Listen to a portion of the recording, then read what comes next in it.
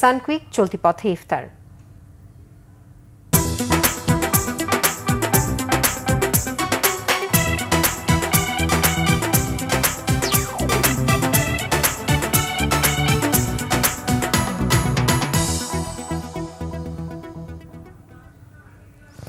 কেউ এসেছেন পরিবার নিয়ে মার্কেট করতে, আবার কেউ এসেছেন বন্ধুদের নিয়ে ঘুরতে।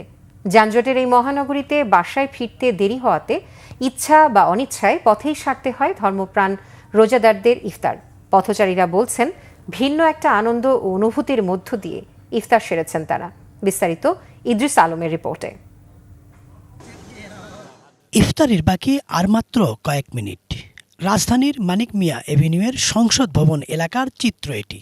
কেউ এসেছেন পরিবার নিয়ে শপিং করতে, কেউ এসেছেন ঘুরতে। রাজপথে ইফতারের সময় হওয়াতে পথেই সারতে হচ্ছে ইফতার। আসার পথে ইফতারের সময় আমরা ইফতারের জন্য আর কি হঠাৎ এখানে বসে পড়ছি সংসদ ভবনের সামনে।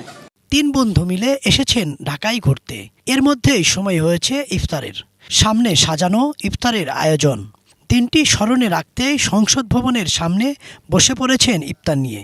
এই আনন্দ তাদের কাছে বিশেষ বলে জানালেন তারা। ঢাকা শহরে সবাই এক এক জায়গায় থাকি, তো মূলত আজকে আমাদের সবার একসাথে হওয়া, নিরিবিলি পরিবেশে আসছি ইফতার করার জন্য। অন্যদিকে রাজধানীর ফার্মগেট এলাকার চিত্র এটি। ফুটপাতে বসে কেউ কাটছেন শসা, কেউ কাটছেন পেঁয়াজ, কেউ বা মরিচ। ব্যস্ত সময় পার করছেন ইফতার তৈরিতে।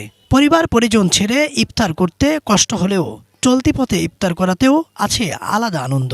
বাসায় যেতে পারবো না, যেতে আজান দিয়ে দিবে, এর জন্য ভাবলাম রাস্তার পাশেই বসে যাই। আমরা আসছিলাম শপিং এর জন্য, যাওয়ার পথে ভাবলাম যে যেহেতু সময় নাই বাসায় যেতে পারবো না। এদিকে ফুটপাতে ইফতারি বিক্রি করা দোকানিরা বলছেন রমজানের শুরুর দিকে বিক্রি ভালো হলেও এখন কম। শুরুর দিকে বাসাবাড়ির জন্য অনেকেই কিনে যেতেন ইফতার, কিন্তু এখন ইফতার কিনছেন কেবল চলতি পথের মানুষ।